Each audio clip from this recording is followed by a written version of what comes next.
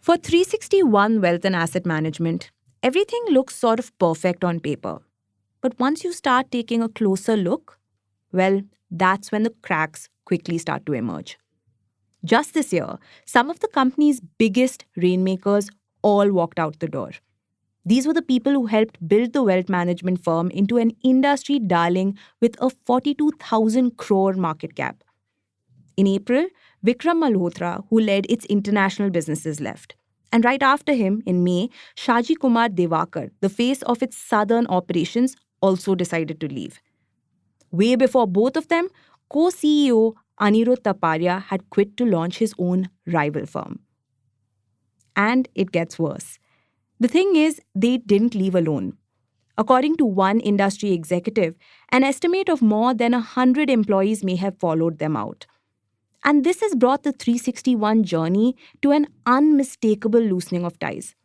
That's between 361 and some of its earliest backers, its institutional shareholders, and even its founders. What's currently happening is this. Promoters and insiders have been offloading stock with growing urgency. In July alone, shares worth nearly 480 crore rupees changed hands. And as of June 2025, the promoter stake had fallen to about 6%. Even the founders, Karan Bhagat and Yatin Shah, had shaved off a bit by about 2% over the last 2 years. Bain Capital, 361's largest shareholder, has also eased out by selling off some of its shares. Basically, a lot is happening, and it's only adding to the tension. To be fair though, 361 is still a formidable fortress. It manages more assets than any other wealth manager in India. 5.2 lakh crore from its high and ultra high net worth clients.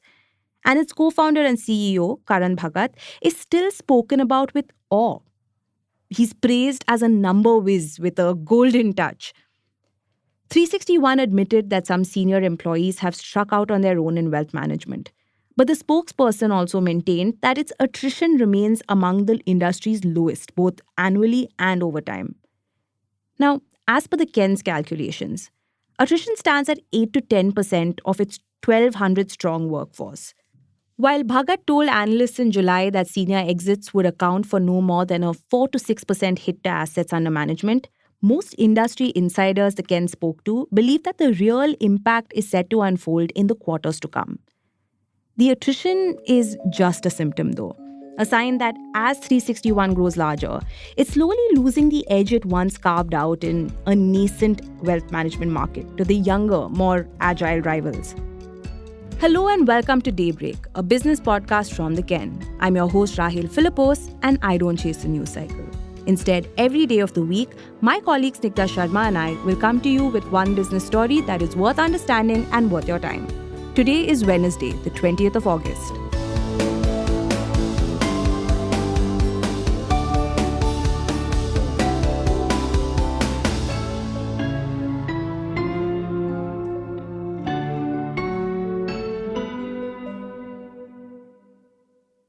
In January, 361 made a rather unusual move. It bought B&K Securities, which is a 150-year-old brokerage firm, for nearly 1,900 crore rupees in a mix of cash and stock. Now, 361 is a pure play wealth manager. So this deal did raise quite a few eyebrows. You see, brokerages typically fetch lower valuations. And 361 had long prided itself on being light on the assets and heavy on the advisory. This move, though, it had nothing to do with growth. You see, this move was a necessity.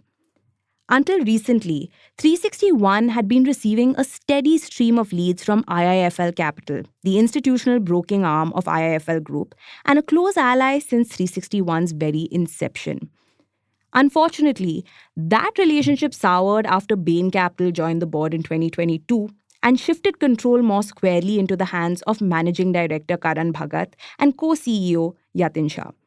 And according to at least two people close to the company, IIFL's founders Nirmal Jain and Girish Venkatraman ended up feeling sidelined. An insider told us that Bhagat and Jain had been having differing points of view in growing 361 for a while, and it eventually began to show. The real tension, though, traces back to an earlier period when Bhagat brought in Bain Capital, rebranded the firm, and began reshaping its whole strategy. By 2024, IIFL Capital told 361 that it would now be treated like any other client and their relationship would be on a commercial basis, which would mean that the steady flow of leads would stop. Now, the firm was left with very little choice.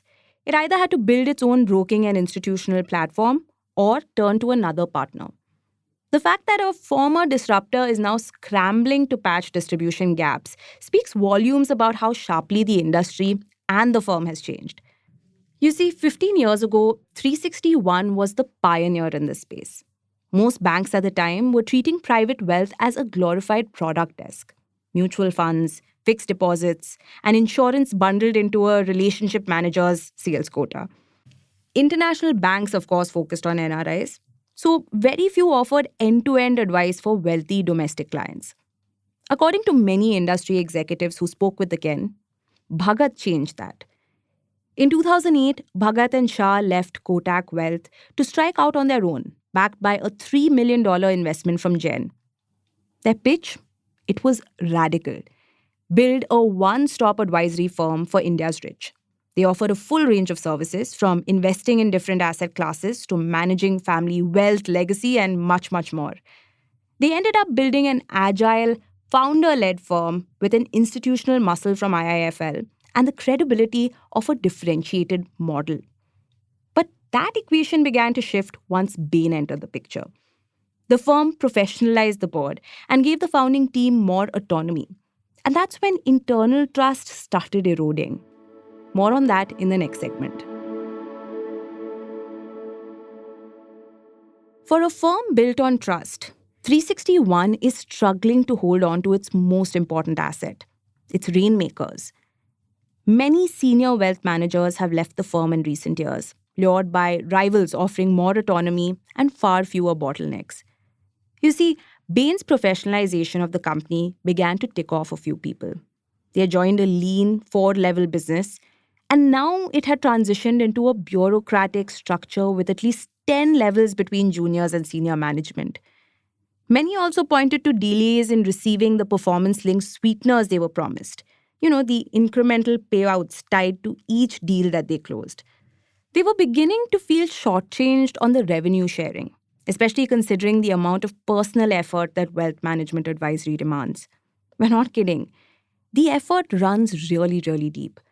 An ex-employee told us that they've had clients ask them to find a finance explainer video for their son. Once they even pinged them to find a plumber for a bathroom fix. So they argued that when the job extends beyond returns to relationship maintenance, compensation has to follow.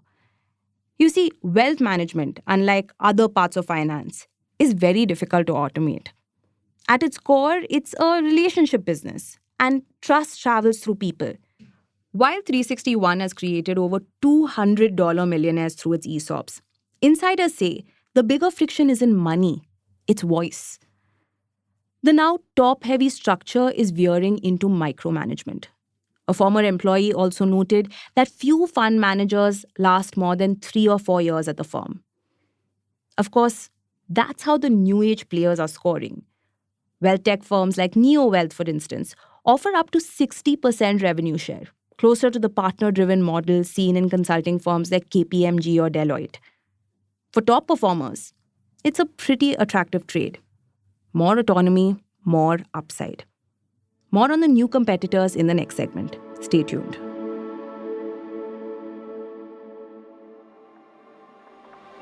Hi. As some of you already know, I also host and produce the Ken's podcast on the future of careers and workplaces. It's called 90,000 Hours, and it's available on the Ken app and on Apple Podcasts. I'm currently working on a new episode about how India's IT services industry is changing, from how companies hire, to how performance is measured, to how AI is reshaping roles. And I want to hear from you. If you work in IT, please could you take a few minutes to fill out our quick and confidential survey? Your responses will directly help shape this episode. You'll find the survey link in the show notes below. And with that, let's get back to the episode.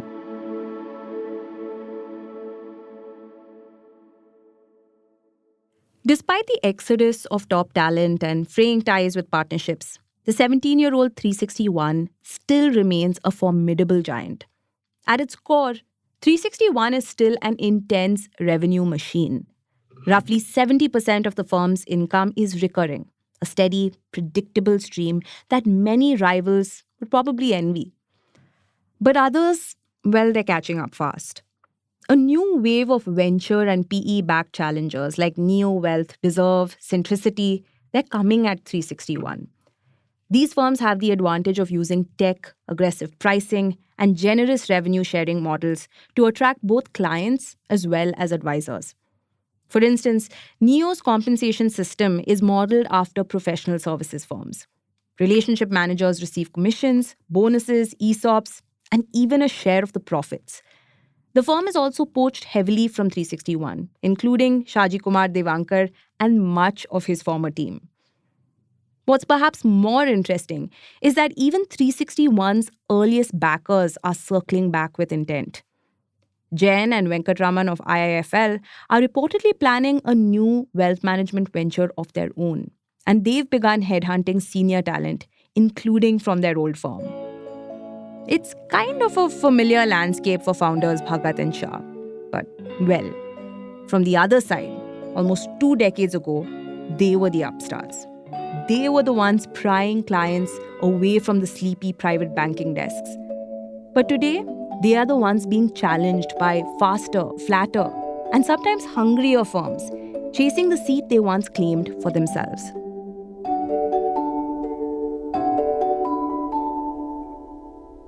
Daybreak is produced from the newsroom of The Ken, India's first subscriber-focused business news platform. What you're listening to is just a small sample of our subscriber-only offerings. A full subscription unlocks daily long-form feature stories, newsletters, and podcast extras. Head to theken.com and click on the red subscribe button on the top of the website. Today's episode was hosted by Rahil Philippos and edited by Rajiv CN.